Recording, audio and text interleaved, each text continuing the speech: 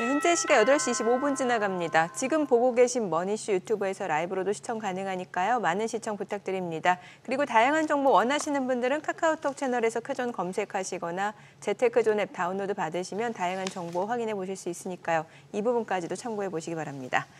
간밤 뉴욕 증시 나스닥이 좀 많이 떨어졌습니다. 그동안 시장 상승을 이끌었던 주요 빅테크 관련주들 일단 차익 실현 물량들이 많이 나왔는데 CPI가 시장에서 기다렸던 만큼 이제 좀 뭔가 금리 인하 기대감이 더 커질 만한 정도의 상승률이 둔화되는 모습이었는데 오히려 시장 분위기는 좀 바뀌네요. 묘하죠. 어떻게 보면 CPI 자체는 시장이 기대했던 것 이상으로 인플레이션이 잡혀가는 그런 수치가 나왔는데 방금 우리 장현지 아나운서가 그렇게 마무리했잖아요. 어제는 역대급으로 기묘한 날이었다고. CNBC 헤드라인 기사가 그렇습니다. 그렇죠. 목요일은 Historically Strange Day랍니다. 증시에 있어서 역사적으로 아주 이상한 하루였다. 엄청난 로테이션이 일어났는데 그죠? 오늘 우리 매주 나오시진 않지만 어떻게 타이밍상 정확하게 우리 또 윤지호 대표님 나오셨네요. 바로 모셔보도록 하죠. LS증권 리테일 사업부 윤지호 대표님 함께합니다. 어서 오세요. 어서 오시네요. 네, 안녕하십니까? 요새는 또 LS가 대세입니까? 종목도 많이 막 언급되는데. 그러네요. 때마침. 이베스 투자증권이 LS증권이 된 거죠? 그렇죠. 원래는 주주였는데 공식적으로 계열사에 변경된 거죠. 목소리가 오늘 좀 죄송합니다. 오랜만에 찾아뵀는데 뭐 열은 안 나는데 목소리가 이래서 죄송합니다. 그래요. 이 역대급으로 기묘한 어제 하루 대표님 어떻게 보셨습니까? 저도 아침에 일어나서 보면서 제일 놀랐던 게 하락도 놀라웠지만 러셀 2000이 거의 3.57% 폭등을 했거든요. 이게 왜 의미가 있냐면 현재 시장은 결국 고금리에도 불구하고 금리 이상의 성장을 가져왔던 소위 M7은 약진을 했었지만 그 외에 중소형주들은 상당히 부진했어요. 그렇죠. 그림 하나 맨 처음부터 잠깐 하나만 보여드리면 어쩌면 오늘 묘하게 준비한 그림인데 미국의 이제 중소기업이나 자영업자들의 그 경기 온도차를 보는 그 NFIB 소기업 낙관 지수라는 게 있거든요. 그림 준비되면 좋은데 안 보여줘도 한번 넣었습니다. 하여튼 이게 침체 수준에 들어온 지 꽤 됐어요. 근데 여기 음영 처리한 거는 아시다시피 소기업 낙관 지수. 서베이 하는 거죠. 네네네. 이제 여기서 두 가지 선택이 우리에게 남아 있습니다. 예를 들어서 금리 인하로 인해서 러셀 2000이 상당히 강하게 올라오는 시나리오. 왜냐하면 여기는 이미 힘들어져 있기 때문에 금리를 낮춰줘야지만 좀 회복될 수 있는 상황이었거든요. 그렇다면 온기가 순환되면서 시장이 굉장히 균형을 찾아가겠죠. 근데 과거에 MBR의 소기업 낙관지수가 이렇게 상당히 부진한 숫자에 오면 사실 예외 없이 경기 침체에 들어갔었거든요. 예외 없이. 왜 그러냐면 우리가 잘 사는 사람, 부유한 기업보다 좀 어려운 사람, 좀 힘든 기업들이 더 힘들어져서 은행권이 좀 부실이 늘어나는 게 바로 침체 아니겠습니까? 그렇죠. 그래서 여기서는 다양한 시나리오가 전개될 수 있어요. 어제 이상하다고는 하지만 긍정적 신호도 있는 거죠. 예를 들어서 금리 인하를 통해서 러셀 2000이 환호했다는 거는 이런 위험보다는 이쪽도 이제 온기가 갈 수 있겠다. 할 수 있겠지만 또 불안한 건 뭐냐면 사실 살리기 위해서 금리 인하 폭이 커질 수도 있겠죠. 앞으로. 예를 들어서 아침에 확인한 것 중에 9월 그 금리 인하 확률 뭐 이거보다 그건 높아졌으니까 다 알고 있고 빅스텝 50pp 인하 확률이 8%더라고요. 그러니까요. 그러면 50pp씩 낮출 필요가 있을까요? 만약 그렇게 낮춘다면 이거는 유동성 보강을 떠나서 뭔가 이쪽이 상당히 힘들어졌구나의 시그널일 수도 있는 거죠. 그러니까 제가 오늘 뭐 부정적인 얘기를 드리는 게 아니라 시장은 러셀 2000이 올라온 부분에 대해서 이제 상당히 다양한 해석이 나올 시기가 됐다. 그게 어떻게 오늘 아침에 우리가 주목해야 되는 부분이 아닐까 싶고요.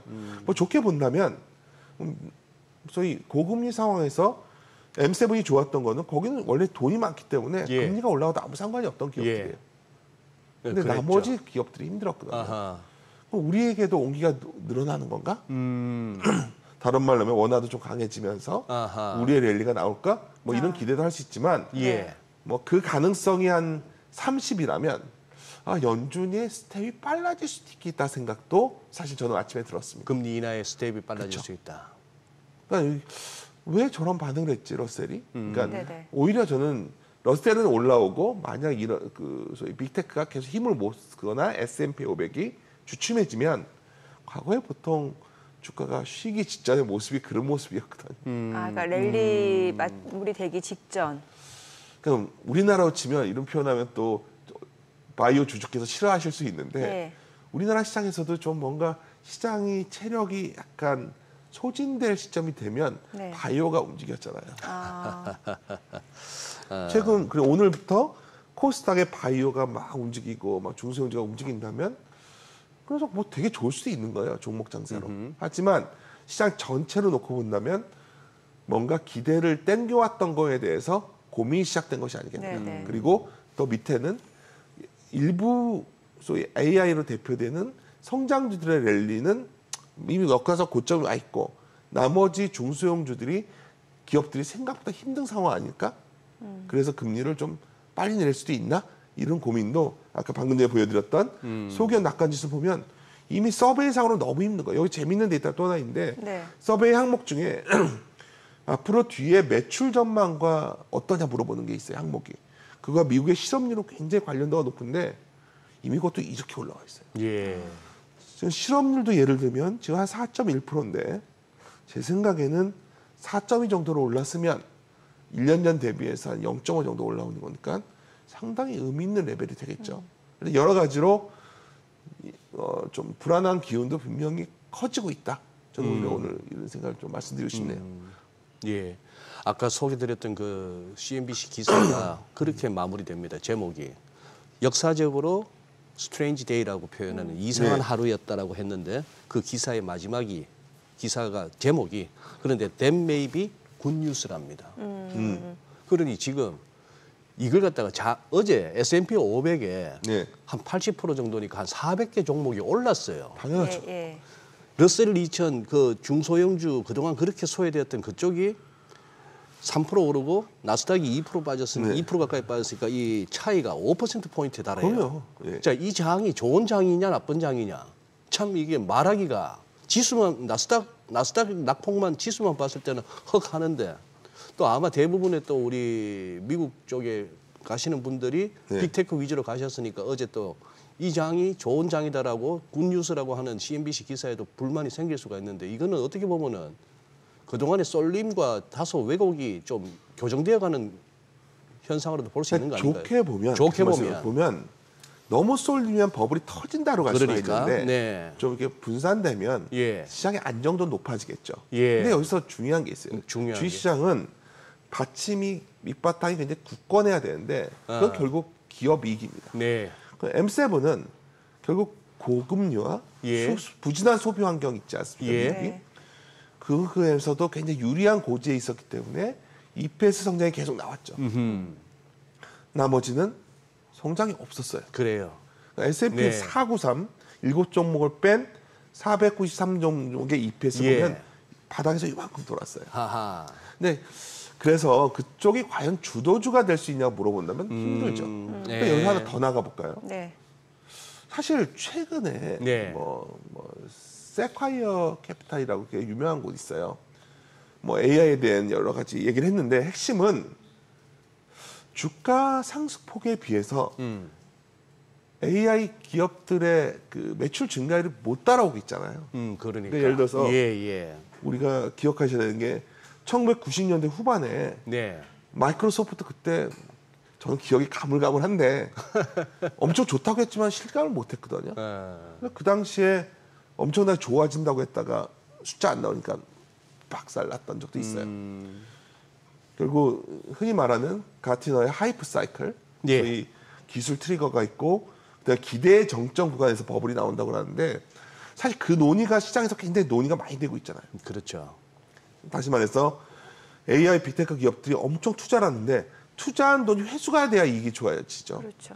회수가 된다면 다른 말로 하면 우리가 AI를 엄청 많이 뭐 돈을 내고 써야 되는데 네. 그만큼은 안 쓰는 것 같거든요 지금. 직업을 대체한다고 하는데 그만큼 대체되는 것 같지도 않고. 네. 그러다 보니 어쩌면 나쁘게 본다면 시장을 이끌어왔던 EPS 성장의 주도였던 M7이 쉬나? 쉬느냐. 그런다면 체감 지수는 좋겠지만 결국 순환매의 마무리가 될 수도 있는 거죠. 그래서 뭐 근데 이런 것들은 기업단에서 보는 거고 결국 내가 알 수 있는 건 저보다 항상 많이 알고 있는 건 저 연준이라 생각하거든요. 그래요. 네. 많이 알고 연준은 항상 행동이 일관적이지 않았습니다. 여러분 연준이 이렇게 과거 히스토리를 저도 애널리스트 꽤 오래 했는데 이건 확 바뀌어요. 예.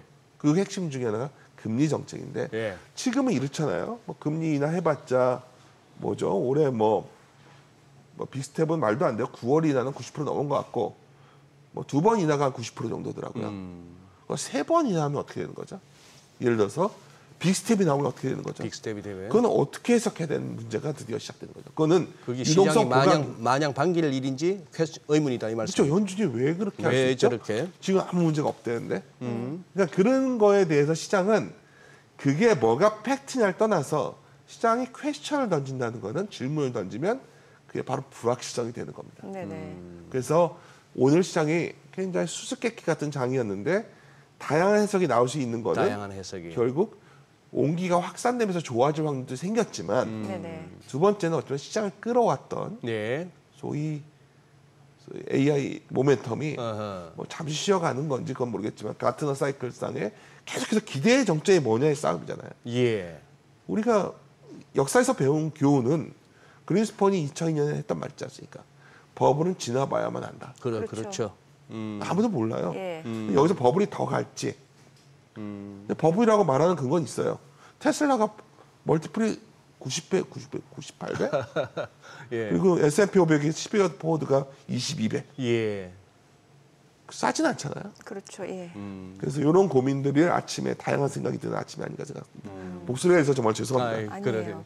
아니 말씀해주신 내용 보니까 이제 연준 금리나 스텝이 좀 빨라질 수 있다라는 말씀 주셨으니까 그러면 이거는 어쩌면은 또 7월달 인하할 수도 있다. 이 가능성도 좀 열어둬야 되는 그거는 거예요. 아직은 성급한 것 같은데 아직은 성급하다. 9월은 인하하고 9월은 그리고 한 번 더 12월에 하고 예. 근데 저는 오히려 빅스텝 얘기가 나올 수 있다는 게 확률이 상당히 흥미롭다는 거.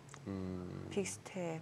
그렇죠. 그럼 그러니까 세 번. 9월에 한 번 인하할 때 좀 큰 폭으로 할 수도 50 있다는 50bp. 글쎄 이게 뭐. 어쩌면 시장에서는 충격으로 다가올 수도 있겠네요. 그러면. 모르죠. 뭐 그걸 또 환호할 수도 있고. 근데 그것도 지나봐야 저는 알겠네요. 연준에서 지금 항상 하는 예. 말이 어느 날부터 우리가 연준의 금리 인하를 다 인슈런스 컷이라고 합니다. 아, 예. 보험성 인하일 뿐이다. 보험성 인하라고 할 수 있는 거는 95년 7월부터 96년 2월까지 그때 인플레이션 압력 완화되면서 했던 순간이 있어요. 그때는 소위 IT 버블로 가는 징검다리였습니다. 그걸 제외하고 나면 보험성 인하라는 게 저는 잘 생각이 안 나거든요. 거의 다 리세션 컷이었어요. 아, 경기 침체로 인해. 그러니까 침체는 그러니까 우리가 경기 침체라는 게 첫째는 기술적 침체라는 거는 연속해서 두 분기가 마이너스 되는 경우예요. 그럼 바로 확인이 되죠. 예. 근데 그걸 우리가 공식적인 경기 침체라고 얘기하지 않습니다. MBE라고 해서 MBER 미국의 MBER 전미 경제협회에서 경기 침체라고 정의합니다. 지나고 나서. 아까 그래서 그 그림을 하나 보여드리면 요 네. 그림인데 저 음영 처리한 부분이 MBER이 정의한 경기 침체 구간이에요. 미국에서 공식적으로 인정했던 그렇죠. 경기 침체죠. 네. 근데 흥미로운 건 네. 하여튼 90년대 아까 요때 요 구간 90년대 요 구간 빼고 나면 특히 2000년대에 들어와서는 경기 침체가 지나고 나서 판정된 시점 전에 금리 인하 사이클이 시작됐다는 거죠. 주가는 금리가 플랫하게 유지될 때 제일 좋았고요. 네. 그럼 우리한테 드디어 금리 인하 9월이라는 숫자가 찍혔어요. 불확실성에서 확실성의 세계로 들어왔죠. 네. 그게 무조건 좋은 뉴스인가? 이것도 뭐와 연관되냐면 아마 미국에서 어제 많이 러스트레이트들이 올라왔는데 지방은행 주식들이 급등했을 겁니다. 네. 왜냐하면 미국의 신용이 되게 힘든 곳이 지방은행이에요. 네. 근데 금리를 내리면 살아날 거다 하고서 이제 지른 거죠. 어허. 근데 사실 그렇게 돼서 대출이 증가율이 막 늘어나면 좋은데 우리나라도 이런 문제가 생겼을 때 금리 내린다고 해결이 다 됐나요, 바로? 사실 문제가 어려워지면 금리를 내리게 되고 그러면 보통 그게 뭐냐면 장단기 금리차익이 역전됐다가 예. 금리를 내리면서 장기 금리가 내려오면서 역전이 해소됩니다. 예. 그게 보통 상당히 주식시장에 안 좋은 시그널을 보는 역전 해소 구간이죠. 그래서 저는 내년 초 정도면 나올 것 같아요. 내년 초 정도. 지금 말씀하신 대로 장단기 금리 역전폭이 크게 아주 역대급으로 줄어든 날이 또 어제입니다. 그러니 증시뿐만 아니고 채권 시장에서는 장단기 금리 역전 단기물이 확 많이 빠졌으니까. 그래서 그리고 외환 시장도 난리가 났어요. 그렇죠. 예. 역시 그러니- 오랫동안 보셨으니까 어제 10년짜리는 잘 안 빠져요. 10년짜리 잘 안 빠지는데 2년물이 11bp 넘게 빠졌으니까 그러니까 장단기 역전이 해소되려고 해소되려고 하는. 더 중요한 게 있어요. 네. 어제 30년짜리는 예. 4.47에서 4.4이더라고. 제가 그걸 보거든요, 계속. 예, 예. 그러니까 장기 금리는 안 움직여요. 장기 금리는 안 빠져요. 인플레가 안 네, 잡힌다는 네. 네. 그래서 이런 부분들은 그러니까 제가 오늘 뭐 장하로 빠졌는데 이거 왜 호들갑이 하실 수 있는데 저는 버블로 갈 수 있는 여지도 분명히 있지만 네. 우리가 버블은 나온다면 많은 분들이 기대하는 대로 지금 다 투자 힘을 가야 되고 엄청난 과실이 열릴 것이다 하잖아요. 네. 소위 지금 씨를 뿌려야 되는 시기냐에 관한 질문. 지금이 수확의 계절이 오고 있는 거예요. 얼마나 풍성하게 열리냐 그거는 자연환경에 따라서 달라질 수 있겠죠. 네. 그래서 최소한 리스크 테이크의 정도에 대해서는 하나 고민을 하셔야 된다. 아, 고민할 때가 됐다. 네. 근데 이제 지금 그것도 한번 짚어봐 주시죠. 어제 역순으로 가기 위해서는 어제 CPI 나온 것에서 예. 이제 대표님 어떻게 보시는가 그것도 한번 먼저 듣고 싶고 그리고 파월 의장 이틀 동안에 했는 말에 나름 일관된 메시지가 있는 것 같거든요. 우리 이제 조금 진짜 방향 틀었다 하는. 우선 CPI 어떻게 보십니까? 그러니까 두 가지가 포인트예요. 두 가지가. 그러니까 주거비 상승률이 한 0점이 나왔더라고요. 예. 근데 일단 약간 진정됐잖아요. 네. 약간 진정을 진정이 했죠. 주거비가 네. 네, 네. 뭐 여전히 높지만 근데 휘발유가 급락한 거거든요. 그랬죠. 거의 3% 넘는 후반이었던 걸로 예, 제가 맞아요. 아직 자세히 숫자 못 봤는데 네. 지금 아, 나오네요. 나오네요. 네, 마이너스 3.6. 제가 아침에 보면서 3.8. 주거비 부분이 굉장히 컸고 휘발유가 컸단 말이에요. 예. 네. 이 부분은 추세적일 수도 있는 거예요. 추세적일 수도 있다. 파월이 무슨 데이터 디펜던트하게 얘기할 때 파월은 물건 잡혀가고 있다. 예. 근데 여기서 한번 질문을 던지자는 거죠. 완벽하게 잡히려면 네. 근원이 잡혀야 되는데 그러니까 근원은 뭐와 많이 연동돼 있냐면 임금과 많이 연동돼 있어요. 그렇죠. 미국의 임금이 왜 그래도 많이 안정화됐냐? 이민자 때문이었어요. 저 데이터에서 예. 이민이 만약 이번 대선에서 이민 이슈가 나오면서 결국 이민자를 막는다면 사실 인플레가 내년에 드라마틱하게 잡히지는 않을 것 같거든요. 그러니까. 근데 파월은 뭐 이런 말 하기 싫어서 별로 안 좋아하는데 선거를 앞두고 있고 예. 옐런과 파월은 측면 지원은 확실한 것 같아요. 그래요. 뭐 예. 이거를 예. 그 코멘트를 엄청나게 뭐 하지만 그냥 기정사실을 하는 거죠 지금. 네네. 디스인플레라고. 네.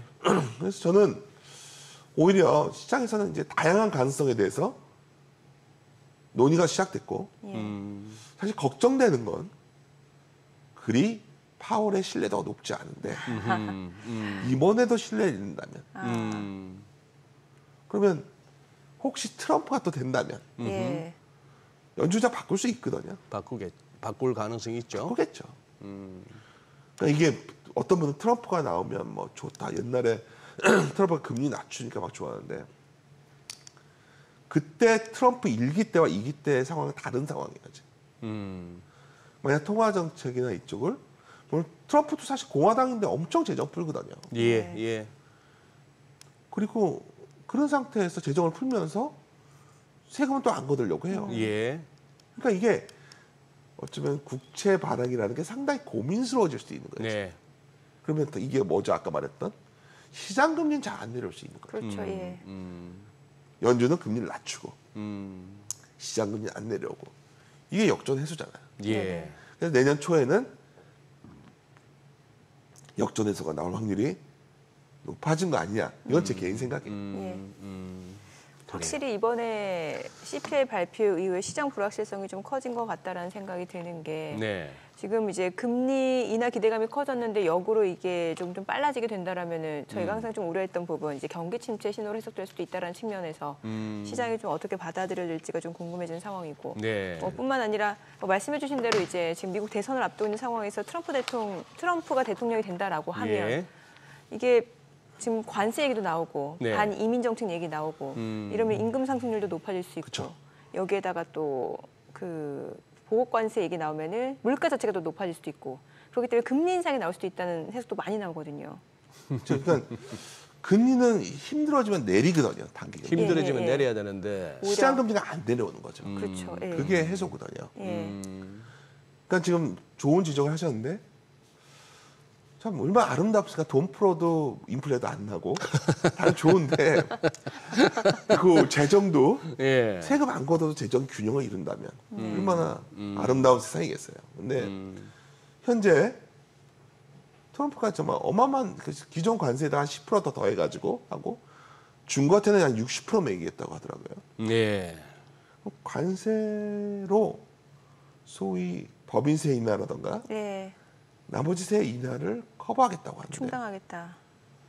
원래 공화당은 재정을 좀 균형 있게 가져가서 사실 그 불안감은 적은 편에 속하는데 공화당 네네. 정부는 트럼프는 그것도 아니거든요. 그래서 어떤 분들은 이제 그래서 또 시장을 좋게 보는 분들 중에 선거 끝나고 나면 힘들어질 것이다 얘기를 네. 하는데 항상 저는 그래요. 그러한 고민이 있다면 시장은 항상 기대를 선반영한다. 9월, 10월 중에 트럼프의 당선이 확실시된다면 예. 시장은 이미 트럼프의 등장을 전제로 모든 시장이 재편되지 않을까 싶어요. 아, 그렇죠. 미리 예. 포지셔닝 되겠죠. 그 세계가 어떤 것일까? 어. 우리가 이제 고민해야 되는데 거기에는 섹터도 들어가요. 예. 예. 다 알다시피 트럼프는 예. 당선되자마자 파리 기후협약에서 탈퇴했던 사람이에요. 아, 예. 그랬죠. 그렇죠. 바이든이 집권하자마자 바로 파리 기후협약에 참여해요. 재가입했고. 오늘 아침에 바이든은 선거를 위해서 또 미국의 자동 2차 전지나 그 전기차 기업들에게 보조금 주겠다고 발표를 해요. 네. 우리가 한 2년 내내 가장 많이 얘기했던 게 IRA라는 법안이에요. 네. 인플레이션 감축법. 그게 다른 말로는 보조금 주는 정책. 예, 보조금 예. 주는 정책. 트럼프가 이걸 할까요? 트럼프는 화석연료 쪽으로 가자는 거잖아요. 저 전통 에너지 쪽으로. 그래서 시장 보면 요즘 굉장히 복잡하게 움직이고 예. 그래서 결국 트럼프의 변수라는 게 뭐 좋게만 보는 분들은 또 있고 나쁘게 보는 분도 있겠지만 중요한 건 변한다는 거예요 지금. 네. 방금 전에 파월을 말씀하셨는데 왜 이렇게 말이 길어졌냐면 파월과 옐런은 바이든 정부에 관련된 정책을 해왔어요. 그 정책이 어떤 식으로 바뀔지 그 통화 고민이 정책과 재정 정책이라고는 산업 양축이 정책까지 있죠. 어쨌거나 지금 금년에는 어떤 식으로 변할지 굉장히 중요한 그에 못지않게 또 중요한 게 산업 정책이다. 산업 정책. 네, 그러네요. 이것까지 오기 때문에 사실 우리가 주식시장에서 이런 걸 뭉뚱그려서 네. 소위 변동성이라는 표현을 써요. 네. 그러니까 잘 모르겠다. 불확실성, 변동성. 그렇죠. 그래서 좀 더 그러한 확실성의 세계에 다가오기를 기다리는 동안은 지나치게. 그러니까 제가 이렇게 말씀을 드리면 그래서 넌 지금 자기 꺾였다는 거야? 그거 모른다는 거예요. 그건 진짜 아니죠. 불확실하다. 그건 근데 아니죠. 이제- 예, 예. 지금 씨를 내가 뭐 옛날 주식 투자를 100을 했는데 예. 지금 주식시장에 100을 해서 수익률이 30~40%가 낮다. 그래? 그럼 내가 주식 투자를 200을 더 늘려야지. 이건 아니라는 거야. 네네. 그렇게 늘리면 200 늘린 거에서 손실을 보면 그전 먹은 것도 상당히 힘들어진다는 거죠. 그러니까 네. 아까 뭉뚱그려서 지금 막 농사를 크게 벌리는 시기가 아니라 네. 어떻게 보면 수확할 건 수확하고 예. 아직 농사 지을 수 있는 곳이 있다면 거기서 그것은 좀 농사를 짓고 계절별로 뭐이 정도가 예. 현재 우리가 선택할 수 있는 네. 방법이 아닐까. 저는 예. 생각합니다. 그래요. 알겠습니다. 자, 지금 시각 8시 51분 향해 갑니다. 오늘 양시장 호가 상황 체크해 보겠습니다. 먼저 코스피 예상 체결 지수부터 확인해 보도록 하죠. 오늘 0.7% 하락이 예상되고요. 예상 체결 지수는 2,868포인트로 집계가 됩니다. 코스닥도 오늘 0.6% 내림세가 예상되고요. 지금 호가 상황으로는 846포인트로 집계가 됩니다. 간밤 뉴욕 증시 나스닥이 좀 많이 떨어졌습니다. 시장에서 기다렸던 이제 CPI 소비자 물가 지수가 공개가 됐는데 일단 상승률 자체는 둔화된 것으로 보여집니다. 전년 동월 대비로는 3% 상승 그리고 전월 대비로는 0.1%포인트 하락한 모습입니다. 금리 인하 기대감이 커졌는데 오히려 중소형주 쪽으로 매수세가 조금 확산이 되면서 그동안 시장 상승을 이끌었던 대형주들이 하락하는 모습이었고 그에 따라 오늘 국내 증시도 좀 그 영향이 좀 예상되는 것 같습니다. 시가총액 상위 종목 예상 체결가 좀 보도록 하겠습니다. 삼성전자 오늘 0.9% 하락 예상되고요. 지금 호가는 86,800원 그리고 SK하이닉스가 좀 많이 떨어질 걸로 보이네요. 사실 이제 엔비디아의 직접적인 밸류체인 종목으로서 기업으로서 그동안 주가가 많이 올랐는데 오늘은 또 차익 실현 물량들이 나올 걸로 보여집니다. 지금 호가 상황에서는 22만 9천 원으로 집계가 됩니다. LG 에너지솔루션이 1% 하락이 예상됩니다. 지금 예상 체결가 37만 1천 원이고요. 삼성 바이오로직스는 보합 예상됩니다. 현대차가 1% 하락이 예상됩니다. 호가는 27만 5,500원. 기아가 소폭 상승 예상되고요. 예상 체결가는 12만 2,600원으로 집계가 됩니다. 삼성전자 우선주 1% 하락 예상됩니다. 예상 체결가 6만 9천 원이고요. 셀트리온 0.7% 내림세가 예상됩니다. 호가는 18만 4,500원. KB금융 0.9% 하락할 걸로 보입니다. 예상 체결가는 8만 4,600원이고 포스코홀딩스가 0.6% 지금 호가에서는 내림세가 예상됩니다. 지금 호가 38만 9천 원으로 집계가 됩니다. 코스닥 시가총액 상위 종목 예상 체결가도 보도록 하겠습니다. 에코프로비엠 최근에 사흘 연속 또 주가가 계속해서 좀 조정을 받고 있는 상황인데 오늘 약보합 출발 예상되고요. 알테오젠도 약보합권 예상됩니다. 호가는 26만 9천 원. 에코프로 보합 예상되고요. HLB가 지금 호가에서는 8% 하락이 예상됩니다. 이미 어제장에서도 4% 넘게 빠졌었는데 오늘 추가적으로 8% 약세가 예상되고요. 호가는 8만 2,500원, 삼천당제약 소폭 하락 예상됩니다. 예상 체결가 20만 5,500원이고요. 그리고 HPSP가 2% 약세가 예상됩니다. 간밤에 좀 반도체 관련주들 뉴욕 증시에서 많이 또 차익 실현 물량이 나오면서 하락하는 모습이었고 국내 증시에서도 그 여파가 좀 이어질 걸로 보입니다. 리노공업도 2.8% 약세가 예상되고요. 호가는 23만 7천 원. 이 가운데 엔캠도 2% 하락이 예상됩니다. 예상 체결가 20만 1,500원이고 셀트리온 제약 그리고 클래시스는 보합이 예상되고 있습니다. 자, 오늘 로봇주들 좀 호가 좀 보도록 하겠습니다. 이미 뭐 두산 로보틱스 앞서 좀 보셨겠습니다만 두산 로보틱스 같은 경우는 지금 호가 상황으로 봤을 때는 일단 레인보우 로보틱스가 지금 상승이 예상되고요. 2.4% 상승 예상되고 16만 3천 원. 그리고 두산 로보틱스 7% 강세가 예상됩니다.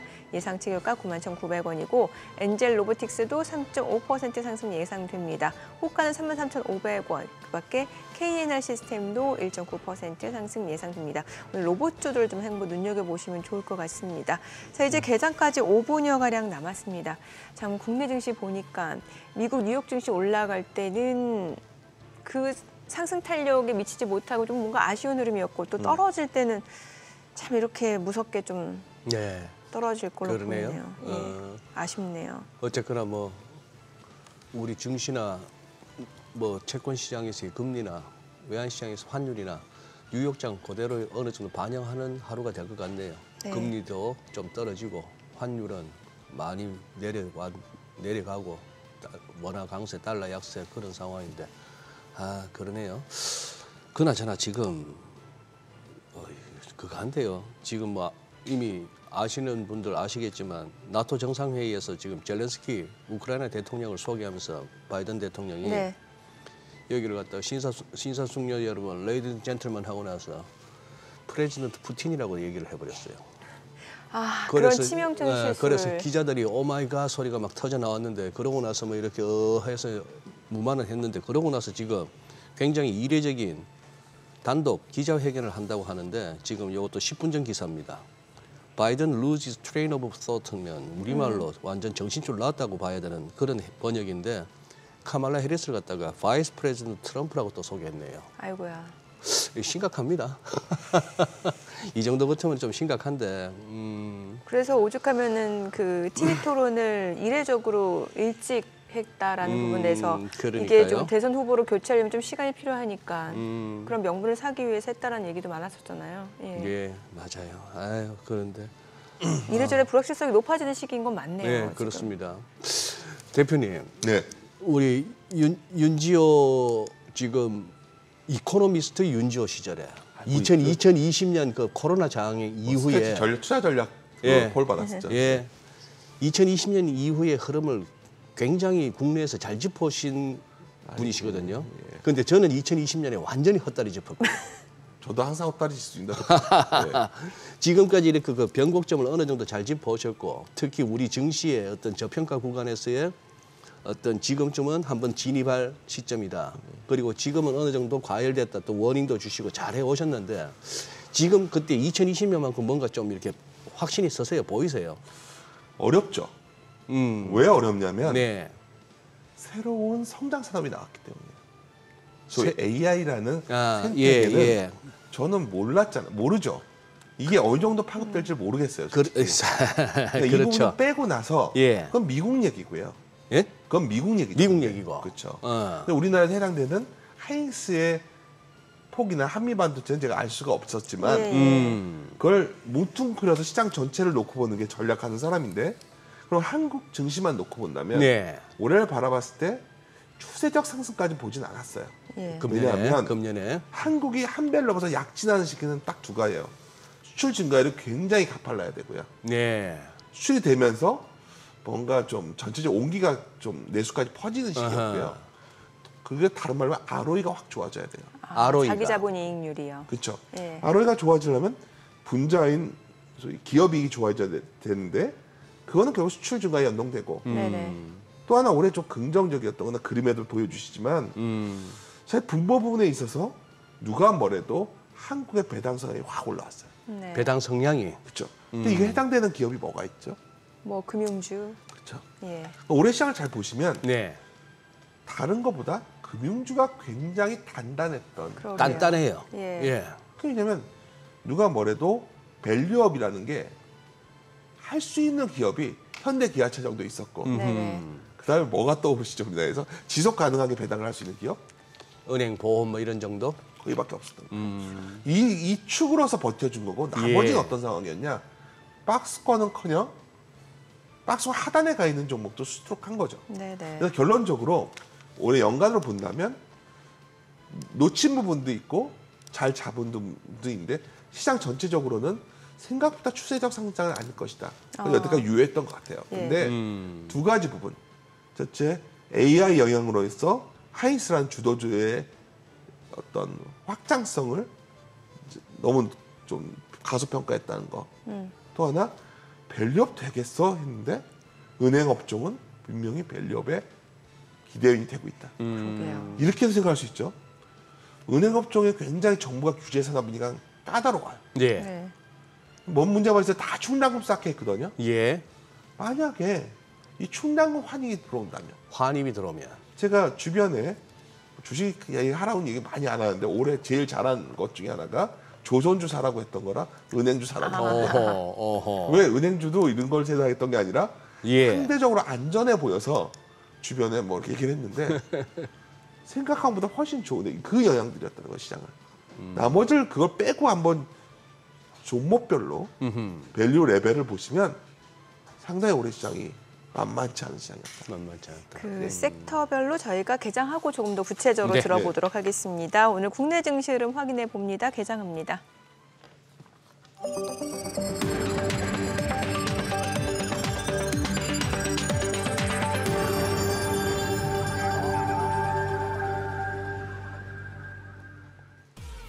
네, 7월 12일 금요일 국내 증시 개장했습니다.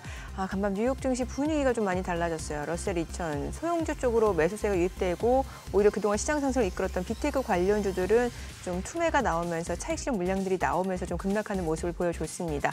6월 소비자 물가지수가 발표가 됐습니다. 인플레이션 압력이 둔화된 것으로 나타났고요. 그 이전부터 제롬 파월 연준 의장, 상원 하원에서의 증언은 굉장히 비둘기파적인 발언이었다는 해석이 나오면서 금리 인하 기대감은 커졌는데 역으로 시장은 좀 떨어지는 상황이었고 오늘 또 국내 증시도 일단 그 영향을 받아서 양시장이 좀 하락 출발 보여줍니다. 코스피가 0.8% 떨어집니다. 2,866포인트, 코스닥도 0.4% 하락합니다. 848포인트입니다. 시가총액 상위 종목 시초가 보겠습니다. 오늘 삼성전자, SK하이닉스 두 종목 모두 지금 2% 약세 흐름 기록합니다. 각각 85,700원, 그리고 SK하이닉스는 23만 4천 원, 2.9% 하락이고요. LG에너지솔루션도 1.3% 떨어집니다. SK하이닉스가 낙폭이 조금 더 커졌네요. 23만 3,500원, 3% 하락. 삼성바이오로직스가 0.2% 소폭 올라갑니다. 81만 7천 원이고요. 현대차 0.9% 떨어집니다. 27만 6천 원. 기아가 지금 강보합권이네요. 12만 2,400원. 삼성전자 우선주는 1.8% 하락합니다. 6만 8,500원. 셀트리온 강보합권으로 18만 6,100원. KB금융 0.59% 상승합니다. 8만 5,900원이고요. 포스코홀딩스는 0.5% 하락합니다. 38만 9,500원에 거래되고 있습니다. 코스닥 시가총액 상위 종목 시초가도 보겠습니다. 에코프로비엠 지금 약보합이네요. 18만 8,500원, 그리고 알테오제는 0.3% 상승합니다. 27만 500원. 에코프로가 0.6% 올라갑니다. 9만 8,900원. HLB가 3.9%, 4% 하락합니다. 8만 6,100원이고요. 삼천당제약도 0.4%. 지금 빠르게 또 낙폭을 줄이면서 보합까지 올라섰네요. 20만 6천 원. 그리고 HPSP가 0.8% 상승합니다. 0.3% 상승, 지금 4만 3천 원. 리노공업이 2.8% 약세, 23만 7천 원. 셀트리온제약이 좀 올라가네요. 9만 3,400원. 엔캠은 소폭 하락합니다. 20만 5,500원. 클래시스 보합 흐름 보여줍니다. 오늘 시장에서 강세를 보여주고 있는 섹터 종목들 좀 체크를 해보도록 하겠습니다.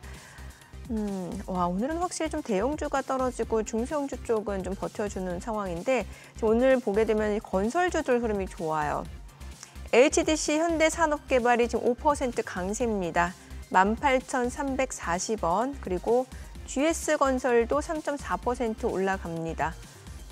HDC는 0.6% 상승, HDC 현대산업개발 4.9% 올라가고요. 동부건설도 0.7% 올라가고요. GS건설 3.4% 상승합니다. DLENC도 2% 상승하네요. 32,850원. 그리고 현대건설, 대우건설 1% 안팎으로 상승 흐름 보여줍니다.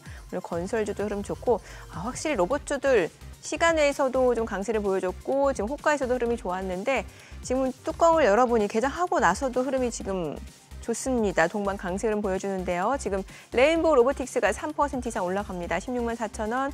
두산 로보틱스 15% 급등합니다. 9만 7,600원.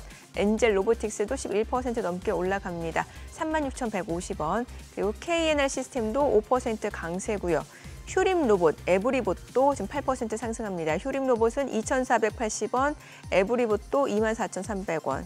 8% 강세 흐름 이어지고 있는 상황이고요. 유진 로봇도 3% 올라가고요. 휴림 네트워크스도 4.2% 올라가고요. SP 시스템스 8% 강세입니다. 8,200원이고요.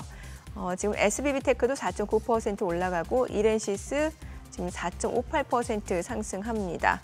그리고 역시 오늘 두산도 강세 흐름 보여주네요. 3% 강세고요.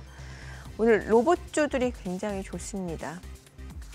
참 이게 테슬라에서는 로보텍스 공개를 연기하기로 했는데 국내 증시에서는 또 로봇주들이 올라가고 있는 상황이고요. 자, 2차 전지 좀 볼게요. 오늘 전고체 관련주들 좋습니다. 지금 이수 스페셜티 케미칼이 5% 상승합니다. 46,600원. 그리고 레이크 머티리얼즈도 4% 강세고요. SK이노베이션도 3.8% 올라가고 CIS도 1.8% 상승 중이고요. 지금 한농화성 10% 급등합니다. 2차 전지 전고체 관련주들 흐름 좋고요. 여전히 은행주들 좋습니다. KB금융 1.8% 상승 87,000원. 그리고 신한지주도 올라가고 하나금융지주도 1% 올라가고요. 62,700원. 우리금융지주 올라갑니다. 제주은행도 1.5% 상승이고요. 그밖에 카카오뱅크, DGB금융지주도 상승세 보여주고 있습니다. 지금 시각 9시 5분 지나갑니다. 수급 상황 좀 체크해 보도록 하겠습니다. 오늘 유가증권 시장에서는 개인과 기관이 삽니다. 각각 114억 원, 831억 원 순매수고요. 외국인은 918억 원 매도 우입니다. 코스닥에서는 외국인이 삽니다. 지금 현재 223억 원 순매수, 개인과 기관은 각각 146억 원, 42억 원 매도 우위. 오늘 선물 시장에서 지금 외국인 많이 삽니다. 4,218개 아침 순매수를 보여주고 있습니다. 자, 환율 좀 체크해 보도록 하겠습니다. 저희는 어제 주식시장 마감 시각을 기준으로 삼고 있는데 어제 오후 3시 30분 기준 대비 지금 현재 달러원 환율은 7원 90전 하락한 1,370원 90전에 거래가 되고 있습니다. 와, 오늘 달러원 환율이 좀 많이 떨어지네요. 어제 뭐 한 161.75 네. 그쪽에서부터 시작해서 158.36까지 내려왔으니까 달러엔 환율이요. 예. 3엔 이상 빠졌습니다. 그러게요. 퍼센트 치면은 뭐 1%대 후반, 뭐 1.8%, 1.9% 환율이 2% 가까이 움직인다는 것은 엄청난 건데 비효제의 개입도 있지 않았겠나 싶기도 하지만 그래서 일본 증시 이렇게 날아가고 지금. 아니요, 일본 증시 지금 급락이에요. 아니 어제까지. 어제까지. 예. 어제까지인데 일본 증시도 지금 약간 하락 출발하고 뭐 그런 상황인데 뭐랄까 어제가 그 자꾸 이제 반복되는 얘기입니다만 스트레인지 데이였어요. 이상한 날이었어요. 이상한 날. 뭔가 그 CPI 때문이라고 하기도 그렇고 뭔지는 모르겠는데 서로 연쇄적으로 야 이거 뭐 포지션 이거 좀 정리하든지 바꿔야 되는 거 아니야? 돌려 세워야 되는 거 아니야? 하는 흐름이 급격하게 있었던 네. 가끔씩 그런 날이 있긴 합니다만. 굉장히 중요한 지적을 해주셨는데요. 네, 사실 주시장보다 네, 더 큰 게 채권 시장이고요. 그럼요. 네. 더 네. 큰 게 외환 시장. 그렇죠. 근데 아까 방금 전에 엔이 그렇게 안 되다가 예, 네. 한 방에 그냥 한 방에. 한 방에 왔어요. 예. 네, 그리고 아까 미국 채권 시장에서 예, 결국 단기채와 장기채를 보는데 상징적으로 30년짜리는 움직임이 없었어요. 네. 단기물은 금리가 확 빠졌고. 그 시장에서는 시장을 주도했던 종목들은 주춤하고 나머지는 금리 인하되면 살아날 거야 하는 기업들이 올라왔어요. 네. 그리 어떻게 보면 대표님 그렇게 볼 수 있는 거 아니에요? 기술주 쪽에서 차익 실현 내지는 정리했던 돈들이 네. 도망간 게 아니라 그쪽으로 간 거 아니에요? 또. 그건 좋게 볼 수 예, 있는 여지가 예. 있다는 일종의 거죠. 순환매. 순환매면 매우 좋은 거고 로테이션이죠. 그렇게 볼 수도 있고 또 하나는 어차피 그쪽으로 금리를 내린다고 나쁜 기업이 좋은 기업이 될 것 같지는 거. 지금 오늘 시장에서 아까 방금 전에 사회자님께서 말씀하셔서 들어보면 건설주가 움직여요. 건설주. 네. 건설주가 된다는 거는 예, 한국도 금리를 내리면 예. PF 문제도 해결되고 쉽게 될까요? 아, 우리나라에서 지금 가계부채 문제로 자영업자가 힘들어서 내수가 힘든데 금리 낮춘다고 바로 좋아질까요? 그 대신 뭐가 오늘 움직였냐면 그럼에도 불구하고 가장 안정적인 성향에 있는 은행 좀 버텨주는 거예요. 금융주. 그러니까 시장이 저는 항상 그런 생각을 합니다. 굉장히 긍정적인 시나리오에 될 가능성이 있고 예, 사실 사람들은 시장이 강세장으로 인식을 하기 때문에 거기에 몰두하고 있어서 내가 지금 기다리면 이쪽도 돌아설 거야 기대를 하는 심리가 매우 강하겠죠. 그렇죠. 예.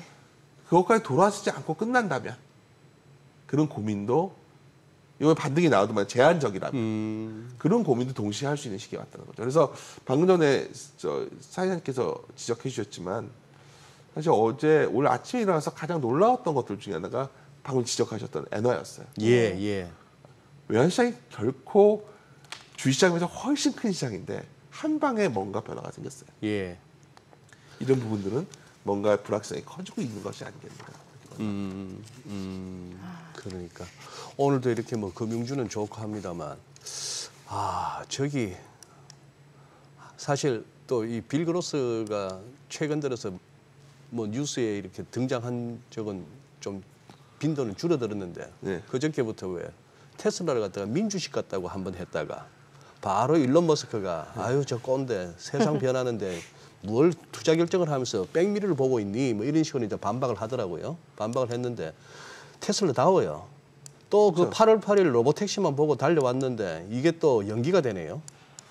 그러니까 뭐 그로스도 관종이고 머스크도 관종이죠. 관종끼리 붙었구나. 붙은 건데 네. 뭐 그로스가 항상 냉철했나요? 뭐 과거 보면 채권왕이라고 하지만 여하튼 근데 테슬라도 잘 보시면 네. 민주시처럼 움직였죠. 사실 왜냐면 테슬라가 펀드멘탈하게 움직이려면 네. 전기차 쪽에서 변화가 있었어야죠. 그렇죠. 네. 근데 뜬금없이 갑자기 또 로보택시를 얘기를 해요. 근데 우리가 이제 항상 느끼지만 앨런 머스크가 말한 대로 된 적이 있었나요? 언제 된다고 한 뒤에 보통 평균 4번이라는 표현이 있어요. 예. 4번 연기된다. 예. 좀 늦춰지죠 대부분. 예. 좋게 말해 늦춰지는 거지. 막 말했다가 한 4번 정도씩 예. 이렇게 된다. 그렇다면 로보택시가 8월 8일 될까요? 10월이라 했는데 모르겠다는 거죠. 그렇다면 테슬라의 근본적 경쟁력은 그냥 전기차 시장이 커져야겠는데 요즘 그럼 여기에도 연동되는 게 이거예요. 트럼프가 되면 네. 미국에서 전기차 뭐 드라이브 걸겠어요? 유럽도 마찬가지고 지금. 그래서 이런 부분에 생각한다면 뭐 테슬라를 저는 개인적으로는 민주시처럼 움직였다는 견해에 저도 조금은 긍정적으로 이거 말 실수한 것 같은데 그래서 근데 좋은 회사인데 근데 저는 다 올드하기 때문에 멀티플이 거의 100배거든요. 예. 멀티플이 100배. 98배니까. 예. 우리나라 주식에 멀티플 PER 1000배도 있습니다. 아 예. 예. 코스닥 자체가 또 멀티플이 높아요. 네네네. 바이오 때문인데 예, 약간 예. 섹터 구성이 좀 이상해서 우리나라도 그것도 어떤 식으로 좀 조정이 필요한 것 같습니다. 근데 확실히 지금 기존의 주도주들은 좀 물량들이 많이 나와요. 지금 뭐 SK하이닉스 같은 경우는 지금 4%, 3.7% 떨어지고 있고 네. 오히려 그동안 좀 소외됐던 엔터테인먼트 관련주들 흐름이 좋아요. 뭐 지금 SM도 마찬가지고 YG엔터도 이런 종목들이 2% 이상 올라가고 있는 상황이고 또 말씀해주신 대로 제약바이오가 또 약간 어느 정도 하단을 좀 지지해주는 역할을 하거든요. 그럼 이거를 순환매로 봐야 되는지 아니면 좀 조심스럽습니다만 이제 버블의 끝물로 봐야 되는지 이게 참 어렵네요. 까지 표현이 과격한 것 같은데. 아니, 그러니까 그래서 조심스럽게 말씀드린 거예요. 네, 네. 우리나라의 바이오 기업들이 참 이거는 뭐 그러니까 올드한 생각일 수 있는데 네. 바이오 움직일 때가 항상 보통 주식시장이 약간 버거워질 때였는데 네. 그래도 바이오가 상당히 강해질 수도 있는 거죠 이제부터. 예. 그리고 아까 그런 비슷한 성향에 있는 것들 중에 어떻게 됐던 간에 숫자 위주로 올라왔던 것들은 약간 주춤해지고 숫자가 좋아질 거로 봤던 오늘 흐름이 예. 약간 그 다음에 숫자가 안 좋아져서 되게 부진해 있던 곳들은 예. 아 이게 이 정도면은 더 나빠질 거 없지 않나? 아, 더 뭐 떨어지지 않을 거다. 이런 차원에서 뭐 건설주라던가 바이오라던가 뭐 엔터라던가 이런 게 좀 오겠지만 네. 뭐 원칙적으로 말씀드리면 주식시장은 결국 펀더멘탈을 장기적으로 반영해 간다는 전제하에 투자에 임해야 큰 실수를 줄일 수 있거든요. 그런 시각에서 바라보면 과연 건설회사가 확 좋아질까? 그리고 엔터 기업들이 예전 같은 지위를 얻을까? 그러면 저도 엔터 기업 누구보다 좋아하지만 뭐 이런 고민들은 있죠. 오히려 시장에서 만약 그런 식으로 접근한다면 상당히 견조하게 숫자가 나오면서 상대적으로 덜 오는 것이 무엇이 있을까? 이게 다음 그림이 그 이익 개선 기대하고 있는 것들이거든요. 이익 개선이 기대되는 기대되죠. 것들. 여기 보시면은 화학은 약간 좀 여러 가지 섞여 있어서 그런 거고 뭐 조선 같은 것들도 계속 저는 좋게 보고 있고 IT 내에서도 약간 소외되어 있던 것도 있어요. 하드웨어에. 하드웨어 쪽에. 예. 그런 것들도 상당히 견조하게 좀 버텨줄 수 있지 않을까.